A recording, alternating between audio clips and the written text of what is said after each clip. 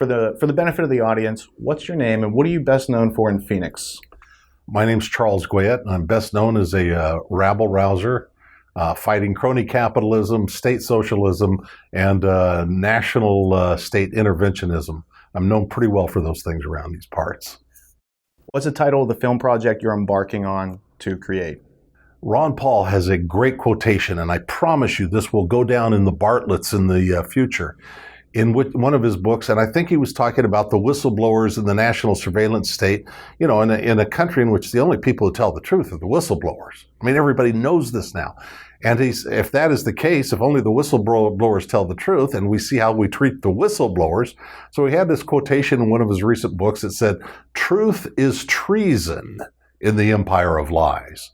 And so the title of the documentary is The Empire of Lies.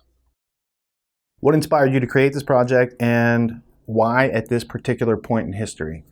Well, a couple of reasons, actually. One personal one is that Ron Paul turns 80 this year, and he has been, in my view, he has been the most effective champion of liberty of our modern era. He has brought thousands of people to their feet, filled stadiums and so on, had kids yelling, in the Fed, kids who wouldn't have known what the Federal Reserve was without him. So, I mean, he has changed the national conversation, and he has done so because he's been true to his principles for a very, very long time while serving as a distinct minority of one in the United States Congress. So with his having left Congress, with the Ron Paul revolution now kind of just on hold, I thought it was a good time to kind of chisel into the national consciousness his accomplishments so they don't get diluted or confused with somebody else named Paul, for example, that might be running for office, or with anybody else that we don't want to let the governing classes and the Washington consensus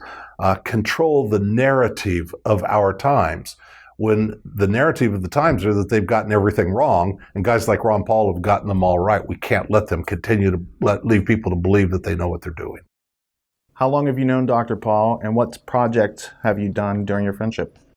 Yes, I had been a follower of Dr. Paul since his very first election in Congress, and actually invited him to speak at a couple of financial conferences that I put on in Arizona and Southern California way back in 1984.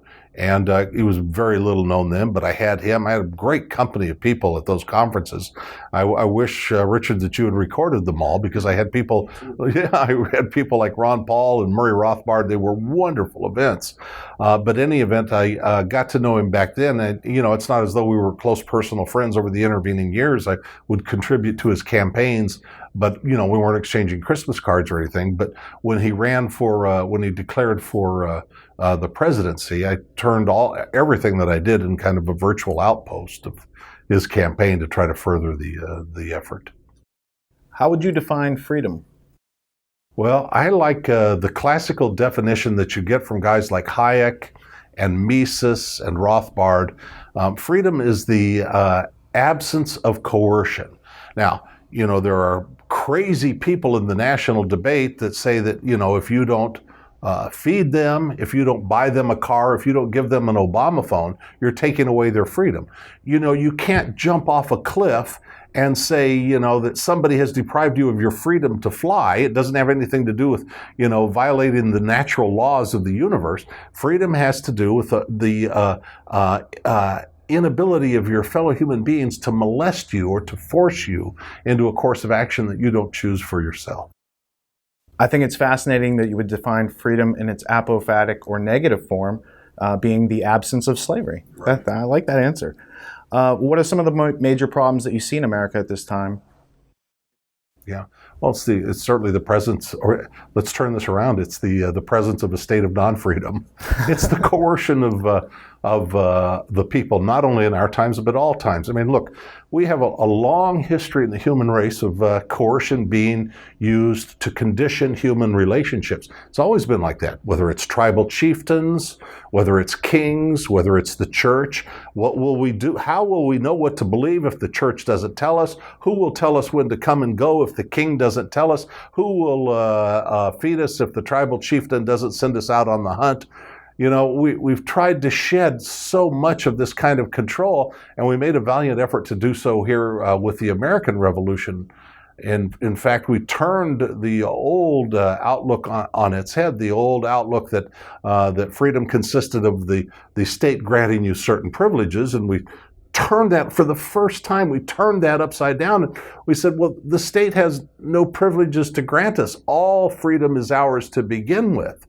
It has nothing to grant. And if we create a state, and we're not necessarily sure that experiment is the way to go in the future, but when we create a state, we give it certain specific delegated and limited powers, and everything else is reserved to us. That's the way the Constitution described the process. We've, to our shame in this country, we've neglected that now, and we assume that the state can do anything, and then somewhere along the way it can grant us an occasional privilege or two. Why are those powers given to the state limited? I'm not sure what you mean. Why should they be limited? Because they're not limited in reality. Well, in reality. Okay. So in the theoretical constitutional form, yes. It's to protect our security yes. and rights, yes. and yes. government's supposed to serve us. Yes. Why would we limit government? Could it possibly get out of control? Inevitably. It inevitably gets out of control. Look, the big problem, with freedom, the big problem with human prosperity is the presence of power. And so the idea was to limit power. Look, the founders knew what they were doing. We're going to divide power. We're going to be jealous of power. We're going to guard against power. We're going to make sure that power can be checked and balanced. We're going to always try to keep an eagle eye on the use of power. So if we grant the state some powers, certainly they need to be limited. And they have proven, it was a wonderful experiment. It was a great idea. It hasn't, the Constitution is not a check on itself. It requires a vigilant people, and the people haven't been vigilant enough to ensure that the Constitution has followed. So it's been a wonderful experiment, but it has, to our great sorrow, it has actually failed. What are the root causes to those problems which you just identified? Well, the root causes are really the consciousness of human beings. Their willingness to lay their freedom at the feet of another, to ask someone to take care of them. In America, in the modern era, our peculiar malady has been conditioned, cultivated by politicians for generations now, and that is that a large portion of the society has been taught to believe, and the rest of us have been cajoled into believing it's okay if they believe that it's okay for human beings to use force to live at the expense of one another. So this is a snake swallowing its own tail. It doesn't end very well. Not everybody can live at the expense of everybody else. Somebody has to be productive. Somebody has to produce. But if you cultivate a couple of generations of people that believe that the government's job there is to make sure that you can live at someone else's expense, you have a very big problem, and it will end up collapsing in on itself. Are the states of apathy and ignorance that individuals may or may not suffer in this country a threat to individual freedom? Oh, sure. Apathy is always kind of a prime suspect. People's apathy changes though when they suddenly decide, when they discover that conditions are really, really bad. When local policing turns into paramilitary organizations. When soldiers come home from the war, they're recruited to local police departments, and that encourage their use of military tactics on the streets of America. All of these things, the presence of the empire and the worship of the military state, the all-powerful military state, ends up turning people into a state of mind in which they believe that they are subjects rather than sovereigns. How does the film that you're making address these solutions? How does it communicate them to the audience? There are so many ways, Richard. I barely know where to begin. One thing that I'm certainly going to take on in this film is the lapdog press. We need a watchdog press, and yet we have a lapdog press. They serve power. They serve authority. How do they serve power specifically in terms of investigative journalism? Okay. Well, let me say this. The state doesn't want the state investigated. They can investigate others. They can investigate people who are on the outs with the state. Sometimes even people, members of the governing classes, they get too far, too reckless or something, and a drumbeat starts and they get hounded from office and investigated. But the fundamental principle, I'll give you an idea, because I saw this on TV the other day, and I've described this story a couple of times, but I think it tells everything. I have made the point, and many other in the freedom movement for a long time, that the Republicans and the Democrats, are all alike. And people say, oh, no, they disagree about this, that. Well, yeah, they put little wedge issues out there to see, well, maybe I get more share here, bigger share there, and so on. But on the fundamental issues that control our freedom and prosperity, they are two peas in a pod.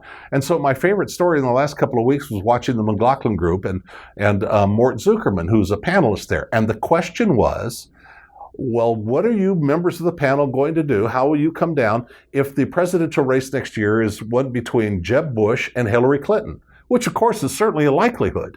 And the panelists went around the room, oh, I'll do this, and Hillary that, Jeb this, and so on and so on. Oh, I like Hillary, I like Jeb. And they came around to Mort Zuckerman. He said, if it's Jeb or Hillary, I will go to bed early that night. I won't even watch the returns. I won't care. And I'll wake up in the morning because I know everything will be just fine when I wake up. And the reason he said that, of course, is that he has been a global interventionist, a neocon warmonger. I don't think he's ever met a war that he didn't want Americans to spill blood in. He's a huge cheerleader for the Iraqi elective debacle. But not only that, he is a New York real estate billionaire, a multi-billionaire. And so do you think that he has a problem with American monetary policy that has been stovepiping money to Wall Street? Of course he doesn't. Of course he wants it to continue. And of course it will continue, as will global interventionism, state interventionism, and, monetary fraud from the Fed. Of course that will all continue under Jeb Bush or Hillary Clinton. So on these fundamental issues, it doesn't even matter who we elect. Well, I think that also brings to the point that people, when they have $1 billion and everyone around them just says yes because they want some of that money, their needs and values diverge from the average individual in this country. But their views get unfairly represented because of the gravamen of wealth and power that they are able to throw around. Oh, and we're talking about the press. I mean, Zuckerman's a great example. He's not the only one, and he's actually minor in the scheme of things, really. But he owns a daily newspaper in New York. He owns U.S. News and World Report. He's a regular panelist on one of the biggest public affairs talk programs and so on. So it's what you call talking your own book, right? How do new perspectives help people clear their perception with regards to the presidential campaign, for instance? Yeah. We had a phrase, I don't hear it very often anymore, but I used to love it when I was a young guy in college. We had a phrase, it was question authority. Question authority. And and once you begin to do so earnestly, you take the things that you're taught, you take the things, I've made a career out of taking the things that, the media consensus tells the American people and holding them up, over and over again, the things that, look, North Vietnam declared war on us in the Tonkin Gulf back in 1964. It didn't happen.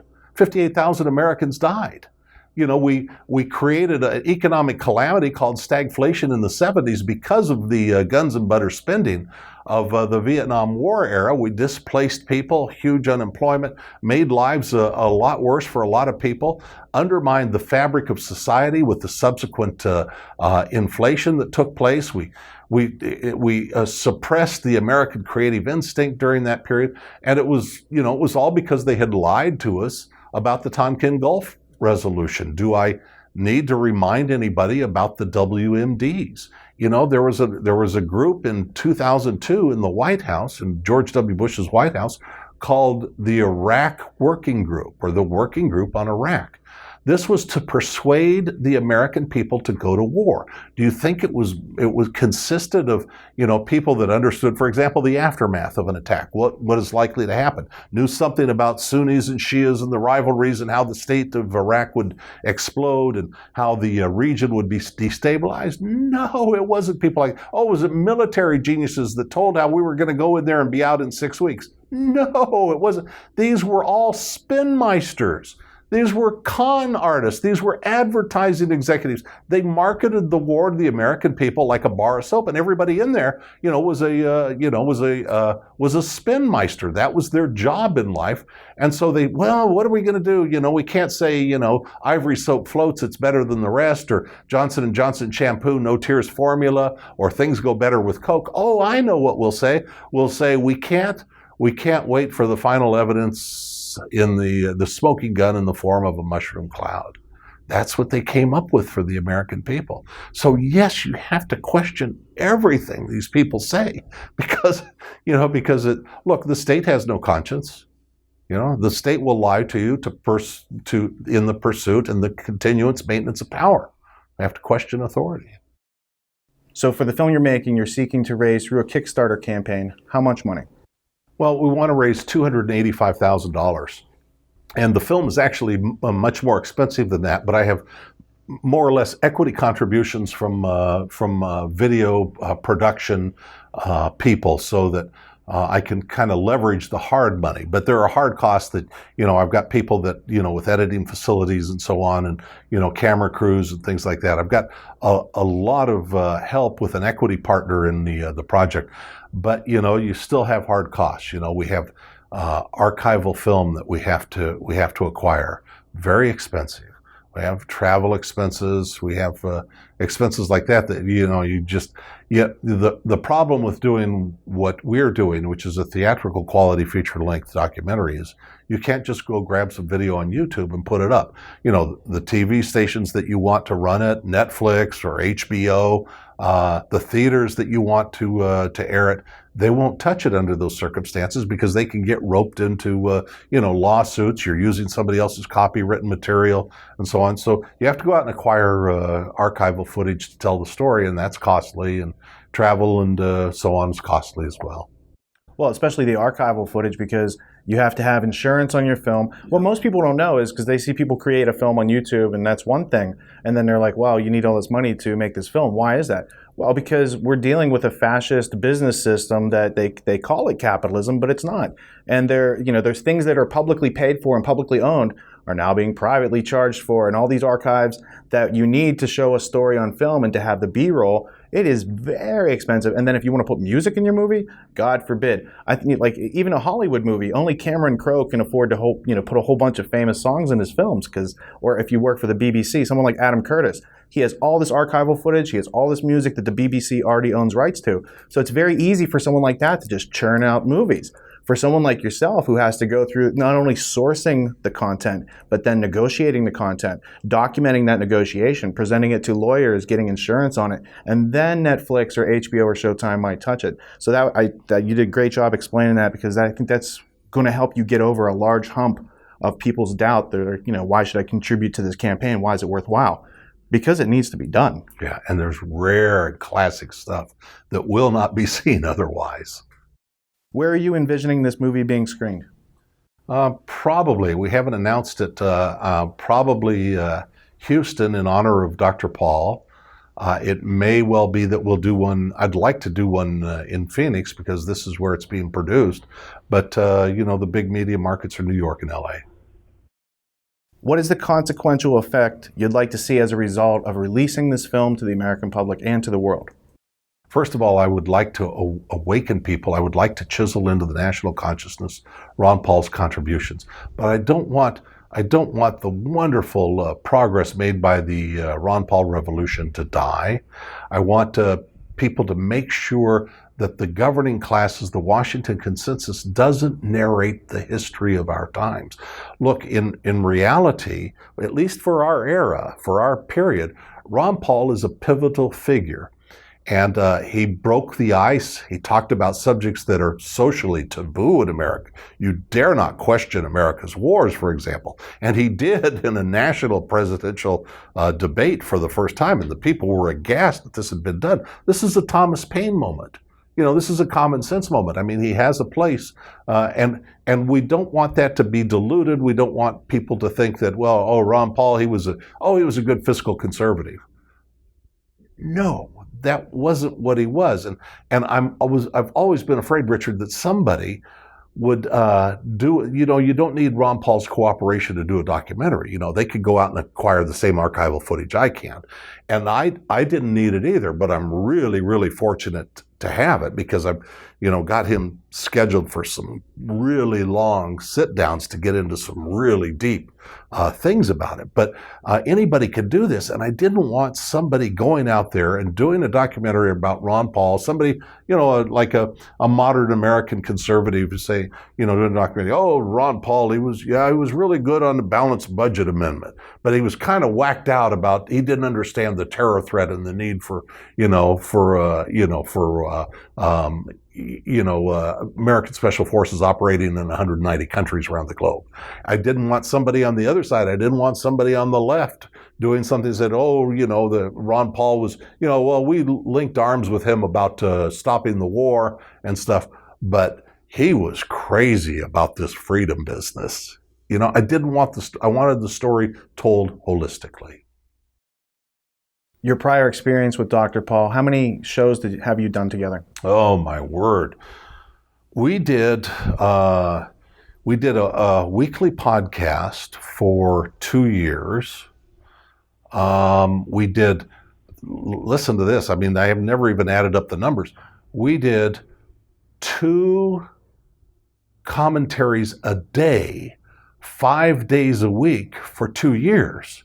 So, you start to imagine, okay, 52 weeks in a year, so we did 104. Well, let's say we took Christmas off. We did roughly a couple of hundred every year. We did hundreds of these things and the podcast. And then I, of course, had him on the air many, many times when I was a daily talk show host and stuff. So, I've got a lot of material in the bank too that I may dig into a little bit to help tell the story of the Empire of Lies.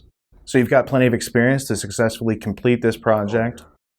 Yeah, I've put in a lot of time on TV myself. I was editing film before film. We used to edit film actually. And I've heard of that. Yes, we used to splicing blocks and all. I was editing film before I was old enough to vote. So, I certainly have ample experience to do it, and I've got good quality people around me too. So.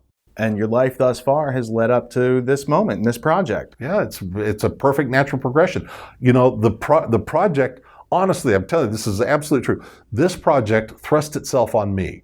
I had, a life course. I had ideas and stuff, and this just kept coming at me from one side or another. And I thought, well, then if I do that, I'm going to have to drop this. And it just kept impinging on me.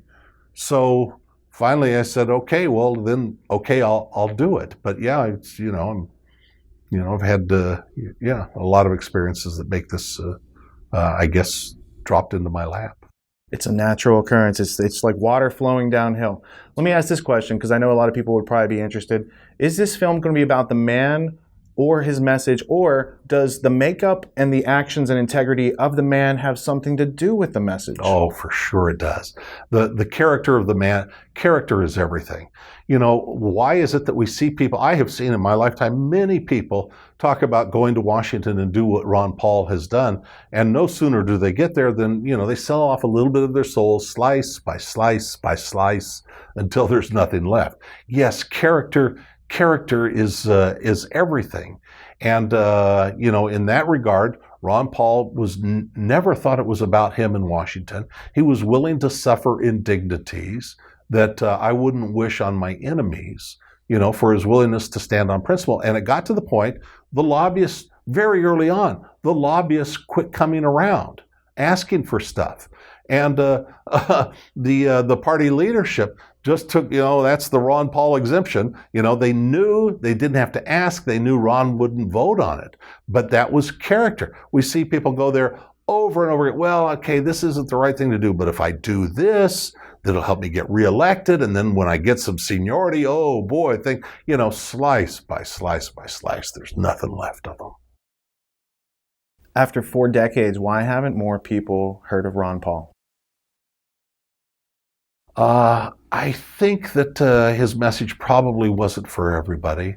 He believes, I think that his most effective connection has been with young people. And you never know what, how the harvest will come. how the seeds that you plant will harvest and what the crop will look like. But he's very, very proud of the connection he's had with young people. And, we've all seen it. I mean, look, during the last presidential race, Mitt Romney would go to a university, he'd go into the auditorium where they play basketball or something, and there would be, 20 people, and they were all staffers, in the audience. And then Ron Paul would go, and the people would be beating down the doors and hanging from the rafters and packed in there, Ron Paul, in the Fed. So he has had an impact, the results of which we have not seen yet. But I think we'll have a wonderful harvest from it. And I think this documentary might play a key role in catalyzing the Ron Paul revolution into the next generation's action. That's certainly my hope. I want to help in that regard. Continue the momentum of freedom. I want people, Richard, who participated in that to get a chance to go back and see, it was very heady times. It was very exciting times for people that participated and hung signs and, worked the phone banks and participated in the money bombs and told their neighbors about him. And wrote about him. It was a very wonderful time, especially the 2008 campaign. It was a wonderful period. And I'd like them to see that, that what they did helps control the narrative, of our era, and that we're not going to let CBS, NBC, CNN, Fox News, the Washington Post, the New York Times, we're not going to let them control the narrative of that period. Or the future. What can people do to support this film project? Yeah, it's pretty simple. We certainly need money. At the time you and I are speaking, we're in the opening days. We just launched it a couple of days ago. We're very happy with our progress so far. We're raising $285,000, hopefully more. But bare bones budget's $285,000, where we won't go forward. But in a couple of days, we raised $50,000, pretty much just like that. And we got a lot of supporters. First day we broke 100, second day 200, and so on. So we're very happy with that. Even so, the project won't come to fruition if people don't take the link to our video, to our Kickstarter. I'm putting out a couple of new videos over the next couple of weeks, one called In the Fed, one called The Forever War, one called The Lapdog Press, to tell different parts for different interest groups of the same story. But if those videos, if that Kickstarter material, if the basic Empire of Lies video don't get circulated, if people don't post them, write about them, blog them, tweet them, Facebook them, then it won't get made. So this is the test of the marketplace, Richard. I mean, I would like to make this project. It's been kind of thrust upon me. And so I'm saying to the people that are in the liberty movement and the former supporters and current supporters of Ron Paul, here's an opportunity. Here's what I will do with your support. But they, if they don't think it's a worthy project, if they don't care if this is done, then it won't be done. But if they care, all they have to do is link it. They can make a contribution, large or small, but they have to link it. They have to post it, blog it, Facebook it, send it to their friends and family and so on. And that'll see it through. Well, I think people are always looking for opportunities. The social media is always used to spy on us. So we're always looking for opportunities on how to use that same infrastructure for freedom. And I think this is a prime opportunity. It's a judo principle. We want to use the power of all this stuff in our favor for a change. Yeah, why start from scratch? They've already got a lot of momentum. Let's just use it against them. Yes. What will people receive in return, in exchange for supporting your project? We have all kinds of fun things. In Kickstarter, they call them rewards. And so we have T-shirts, Empire of Lies, beautiful graphic on it. We have, coffee mugs, all the normal things. We have posters. We have all kinds of things.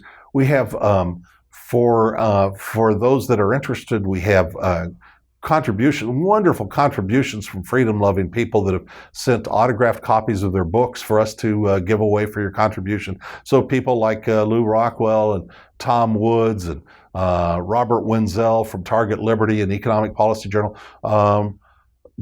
David Stockman, who was Reagan's budget director and has been a great truth teller, ever since, I said, could you send me a few autographed copies of your book? He said, a few? I'll send you a whole bunch. It's a great project. Do it. So we've got contributions like that. We have some other ones. We have, for the really big donors, we have a private dinner with Ron Paul. Ron said, yeah, I'll have a private dinner with your largest contributors, chance to have some FaceTime, spend some time, and to thank them. So for our very top end contributors, We've arranged a private dinner probably this fall, late October or early November, and people get a chance to actually spend some time with Ron. And it's just our way of saying thank you for supporting the project. The real payoff, though, is doing what we can about preserving America, or returning America to be in a state of prosperity, a state of freedom, a state of opportunity. That's really the objective of the whole thing. So exchange for support, people also get the reward, they get the personal satisfaction and freedom. We're giving it a chance. Let's give freedom a chance, yeah. Let's give peace a chance too. Let's give opportunity a chance. Let's give prosperity a chance. It's a wonderful thing for, freedom is a wonderful thing for human beings and other living creatures. If you're still open for rewards, I'd like to donate 25 copies of something we've produced. It's the Ultimate History Lesson with John Taylor Gatto. It's a 4 DVD set. It sells for $55. I'll give you 25 copies of it. It would be wonderful. I'm doing it for John, too. It's good for your audience, and it's good for John. Okay, I'm really, really grateful and very happy to have it. We'll put it out there as soon as we get it, yeah. What are your feelings on the current national... Thank you, Richard. That's really nice. Hey. You inspire as well as John. That is great. Thank you. What are your feelings on the current national security state? Well, I'm not exactly enamored of it, as you might expect. I mean, this is a part of being, state slaves, being spied upon. Isn't the idea that, look, let me put it in a different way. Let me give you a religious metaphor from Christianity. They said of Jesus, oh, you're healing people on the holy day. Don't do that. And he said, well, wait a minute. Do we have the holy day to serve people and serve their needs? Or are we all created so that we can serve this date on the calendar? What is the point here? What's the priority? And it's the same thing. Did we create the state to own us? Or did we create the state to serve our interests? And now the state has become the institution that seeks to spy on us, to watch us. Look, everything the state does is in secret. Our affairs are supposed to be private.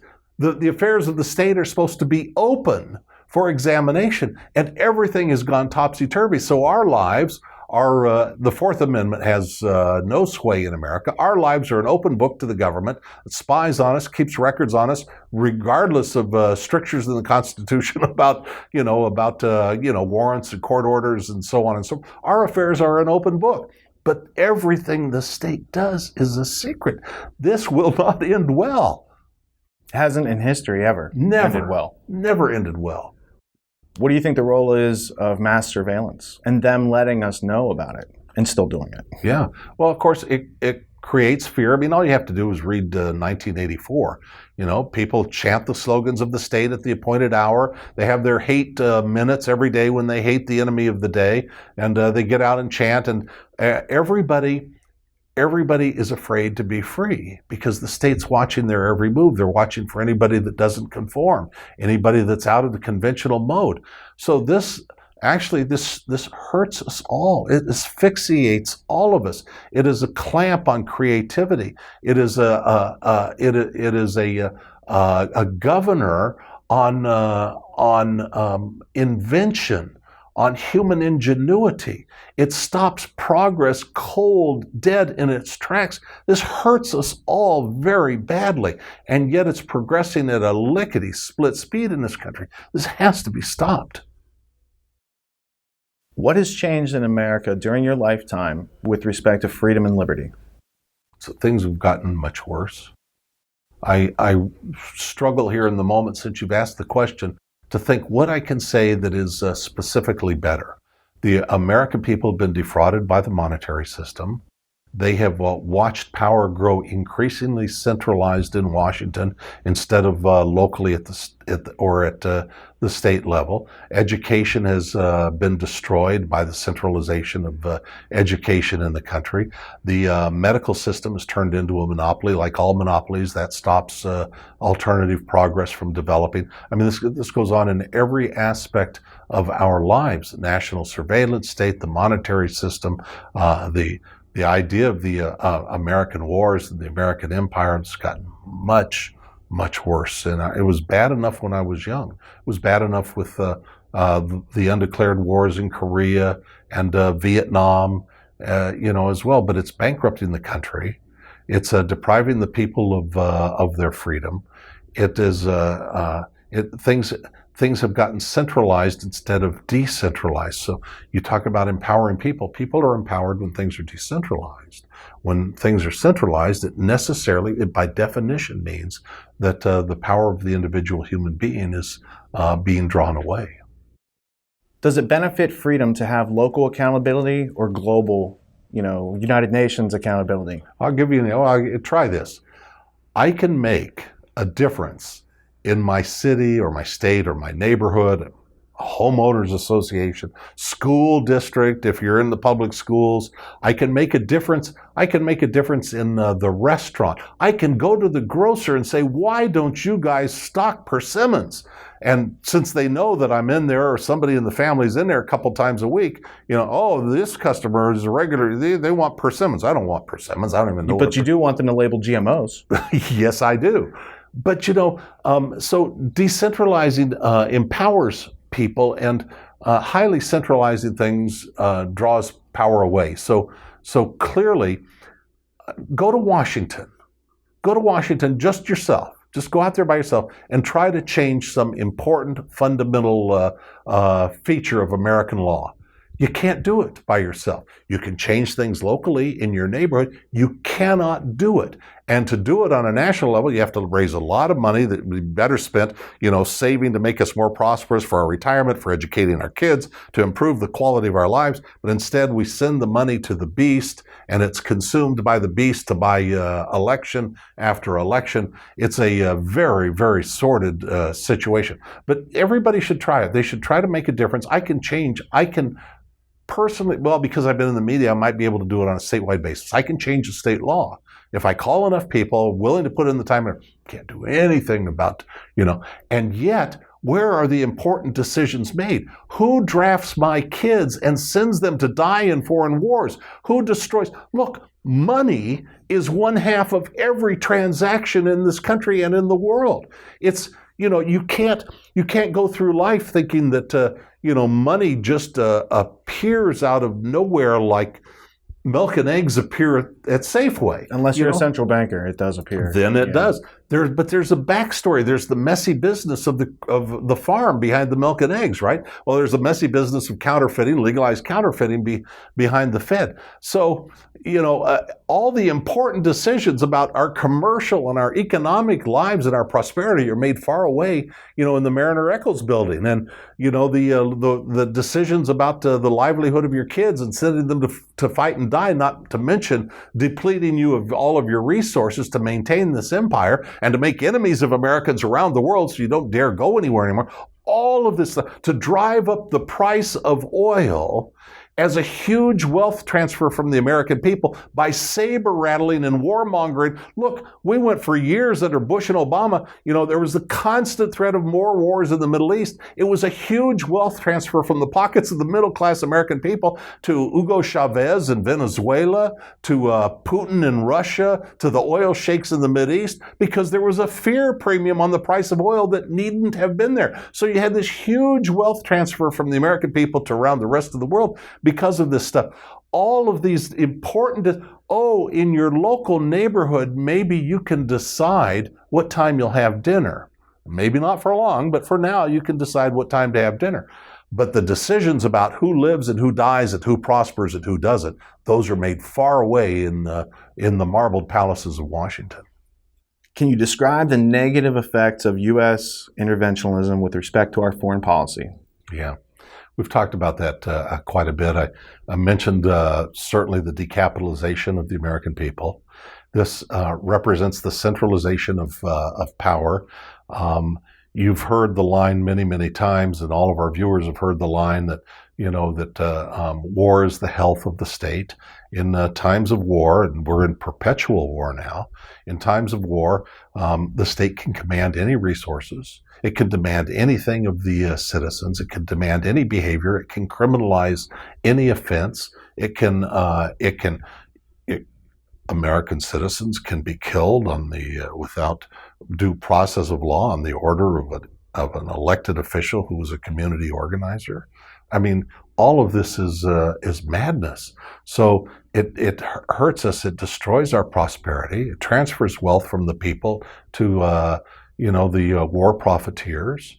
There is no place you can't look. It undermines the rule of law. The state's claim becomes superior to the claim of the sovereign citizen in every regard.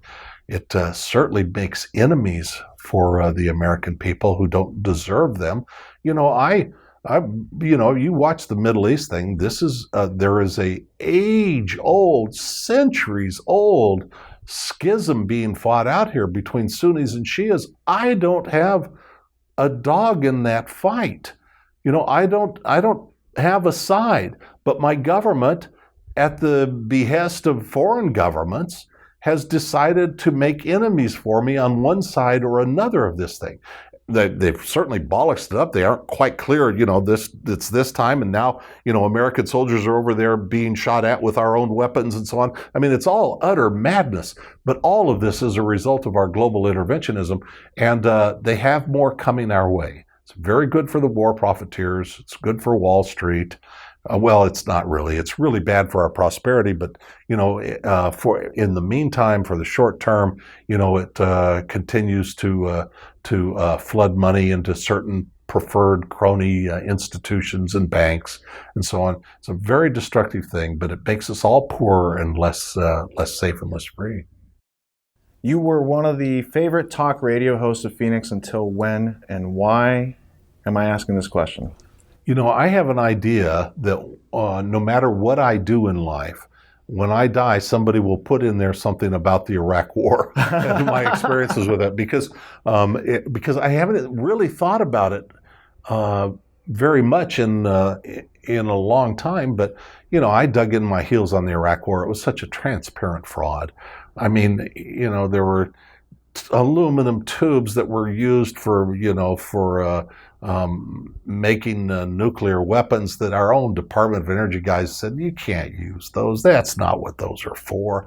There were people that were spreading propaganda about the most nonsensical things. Our inspections regime isn't complete. They could be making nuclear weapons in some basement somewhere. Wait a minute. This is a huge industrial process.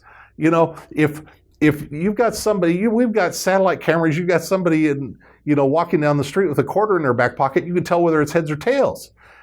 So the idea that we have this huge industrial nuclear weapons project going on in Iraq, the lies were legion. Richard, I remember things about, Saddam Hussein has networked Baghdad with this series of tunnels, and they're moving the nuclear weapons in these underground tunnels. Look, if you started a freeway project in Arizona, anybody in the world could find out about it. I mean, it's a lot of equipment, a lot of manpower, a lot of stuff goes into it. There are no secrets on that scale. So all of this was utter nonsense. And then the backstory was even bigger. I mean, George Bush told a guy he hired, there was a sports writer in Houston that George Bush hired to write his biography for an anticipated presidential campaign.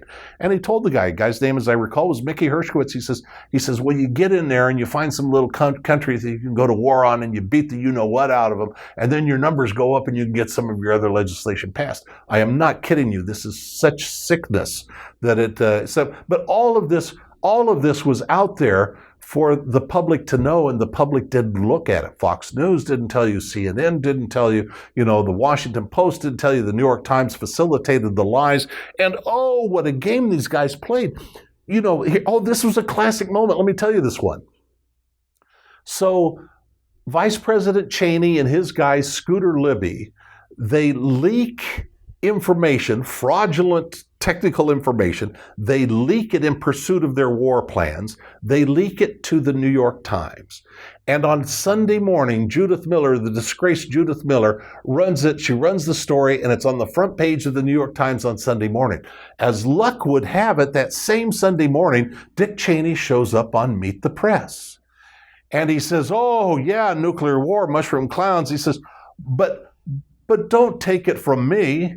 Here it is on the front page of the New York Times, the story that they leaked to the New York Times that was fraudulent to begin with. I mean, what an act these guys pulled off. And so I'm, telling the story behind the story and trying to wake the people up. And the corporation that I worked for at the time was the biggest in the radio broadcasting business. They owned all the biggest talk stations in America, hundreds of radio stations. In fact, many more than that. But, the sad truth is I'd been one of their golden boys, and they had nice plans for me and stuff. But, Anyway, when the war broke out, I mean, I certainly, had no interest in it. In fact, I wanted to expose the lies along the way, and it was not appreciated. And my colleagues, started, calling me, a traitor and, a terrorist lover and all of this disgusting stuff. And I, getting death threats and stuff. And it was really bad. But, the stronger they would suggest that I change my story, who could do it? And some of the incidents, I had one of the senior executives of that corporation, somebody whose name would be known to every talk show host in America, highly influential person. And, he had called me one day and, he tried to talk me out of, my position. Well, it wasn't a talk-outable one. It's the difference between the truth and a lie. But we talked about it, and I explained to him, that I explained my position to him. He said, well, I really agree with you about the war, but later that night, he called me at home with a little bit of fear in his voice, and he said, Charles, please don't tell anybody what I said, that I agree with you about the war. That's how bad it was. I mean, people were getting Dixie Chick. I wasn't the only talk show host in America that had a tough time. There were other people at my company and another company. I got to know a woman on the East Coast that was skeptical about the war. Her career ended. She had been, the radio personality of the year in her state. Man, that was the end of her career, so that was a little bit of my experience at the time. So you knew it was wrong, and you stood your ground, despite the pressure and their attempts to persuade. And I think the fact that they've been proven to be liars in all those cases they made for the Iraq War, if the truth was, I guess the deal would be, the truth wasn't good enough. Truth wouldn't have worked. We wouldn't have gone to war with Saddam. And so really they trumped up a case so that we would go to war. So the war with Iraq was wrong, provably, because they had to lie in order to convince people to do it. And that proves that you're standing on the right side of history. How do you feel about that? Well, I suppose, you can't take any real pride in it because, it's ended with the needless deaths of people all over the world. And as we've discussed with the diminution of Americans' liberty and our prosperity. This is the cost of this war will be felt long into the future, just like the Vietnam War was over 5 years before the double-digit inflation that was a result of it hit. So you can't take any pride in saying, I told you so. It certainly wrecked my personal finances for a while. I mean, nobody said, oh, you were right about the war. I'll pay for your kids' college education. So, there's a personal cost. I had colleagues and friends that were afraid to be seen with me in the hallways of the broadcasting corporation because they didn't want to be tainted.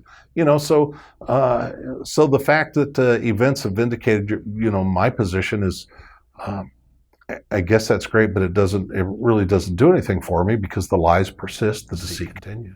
Because we still live in a culture that persecutes people who blow the whistle or stand their ground when they know, that somebody's lying and people are being taken advantage of. And if you don't stand your ground, who's going to? As I say in the Kickstarter video to raise funds for the Ron Paul documentary, the only people in Washington who tell the truth are the whistleblowers. It's really that simple. And boy, then this is viewed as an act of treason in the empire of lies. In a time of deceit, speaking the truth is a revolutionary act. Another dissenting voice on the Iraq War, if I remember, was Senator Paul Wellstone. Do you remember covering his speech, his famous speech about why we shouldn't go to... I don't remember the details of it. I remember he came to an untimely end, didn't he? Yes. Yeah. And as did his family, I believe. Yeah. It's funny how that happens sometimes. It's ironic, but not surprising, I guess. given the culture we live in. One of the last questions I wanted to posture here is 9/11. How has it been used to destroy American freedom? Oh my gosh, it is a seminal event. It was the pretext. It was the pretext for the Iraq War. Wait a minute, who even in the state's conventional view of what happened on 9/11, who were those people? Where did they come from? Where were they funded? We still know that the state continues to hide evidence of the funding of that operation.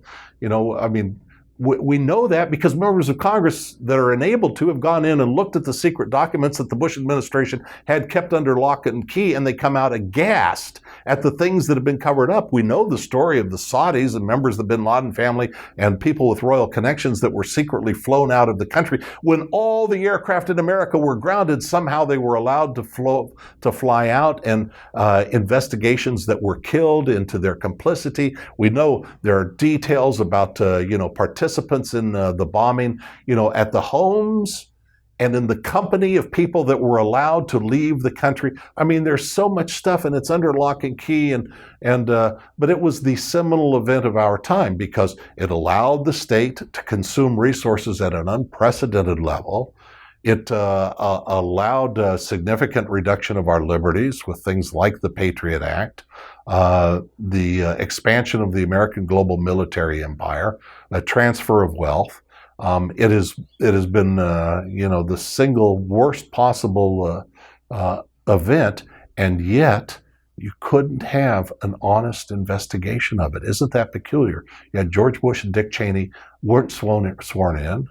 Wait a minute, this is America. Aren't we all alike? Aren't we all treated equally before the law? They weren't sworn in. Well, they have to tell the truth because well, swear them in because you'd swear me in, you'd swear Richard in. They got to hold hands. It was the Bobbsey twins tag team testimony so that nobody could get the story confused. Cheney and Bush had to testify together simultaneously. The heads of the commission said we were set up to fail. They thought about referring criminal prosecutions to the Bush administration, the Department of Transportation, and the Pentagon, the Department of Defense, for intentionally misleading the investigation. We've had no real investigation of this. So, this is like the Kennedy assassination. I mean, all the state ever does is keep stuff suppressed. And it doesn't matter, it doesn't matter. It doesn't matter that the truth be destroyed. It just has to be suppressed long enough so that it doesn't have any impact. What would you like the future of America to know about this time in history? Yeah, I'd like it to know that the American people fell asleep. It was not entirely their own doing. They were cajoled into sleeping. The governing classes, the authorities say, lay your freedom at our feet. And we'll provide for you and we'll take care of you. And the American people were seduced into doing so. I'd like them to know that. And yet that there were some who were awake and refused to go to sleep. And that there were others who did sleep, but they were roused in their slumber and came to their senses. So I'd like them to know it was a period of a great sleep in America about the nature of their freedom and prosperity and the American purpose. I'd like them to know that about this era and that there were valiant people who did their best to awaken their fellow man. Plato tells the story, the allegory of the cave, in which people are enchained in a giant cavern.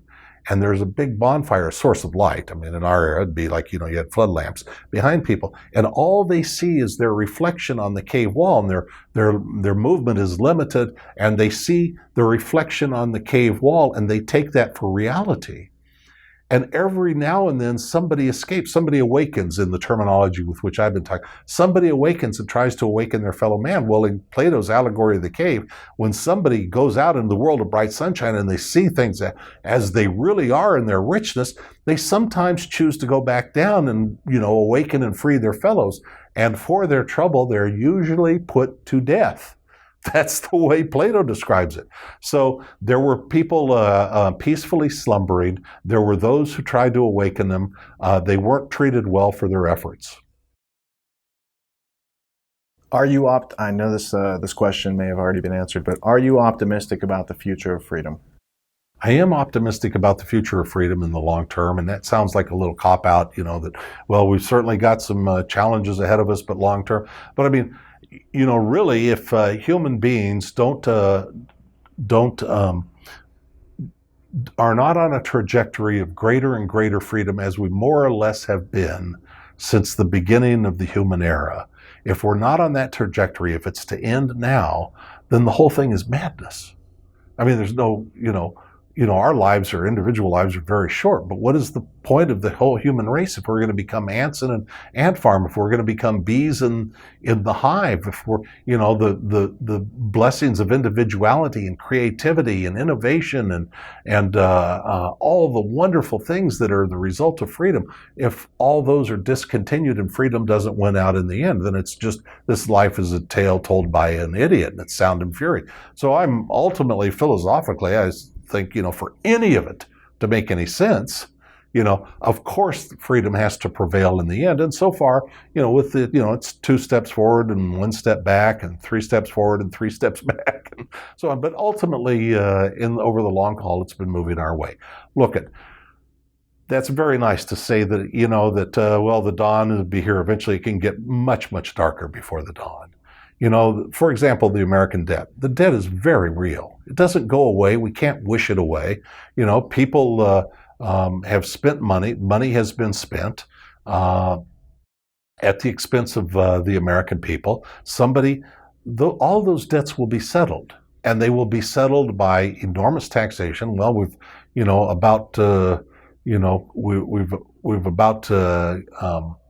killed the source of wealth with taxation. There's not a lot more available without strangling the baby in its sleep. They will be paid by the destruction of the currency, by one means or another, by transfer of wealth. They will be shifted from one class of people to another. All this is going on in our time. So there is an enormous reckoning. All that debt, you hear about this debt, you cannot believe that it means nothing, because it will be paid. The creditors will pay it, the debtors will pay it. Somehow, all of this is reckoned out in the end. It's just an economic law. That's going to be very, very difficult. We have levels of debt, not just in the United States, but globally, that are simply unprecedented. It's not as though, one country went on a binge, but the rest of the world is safe. And so, we do what Argentina did years ago, or, what Zimbabwe did, or, we go the way of the French during the Reign of Terror, but, sanity prevails. This is a global phenomenon. The globe is awash in a level of debt that is simply unprecedented, and it will be paid. It will be reckoned for. Well, I think if the darkness has a role to play in freedom, you can't see the sparks of freedom until it gets really dark. Yeah. That's a little fireworks metaphor to close this out. Charles, I would thank you for your time. I'm really interested in this project. I want to see you be successful, and I'd feel more comfortable with a larger audience knowing about all the things that have to do with libertarianism and freedom, and just how a single person, a family doctor from a small town in Texas, can make such a big splash and inspire people like Ernie to create this Lovevolution, so that we can all just keep moving. Even if Dr. Paul is going to retire and set off to the side, we still have a lot to learn in this country. And I think his role, if nothing else, has been there to inspire the youth in the future of this country to remain in the light of freedom. Well, I'm grateful for what you're doing, and I'm really grateful for you allowing me to tell my story on your program. It's a great plus for me. And by the way, for your generous offer to help support the rewards program. Well, it's the least I can do to pay it forward. Thank you. Thank you.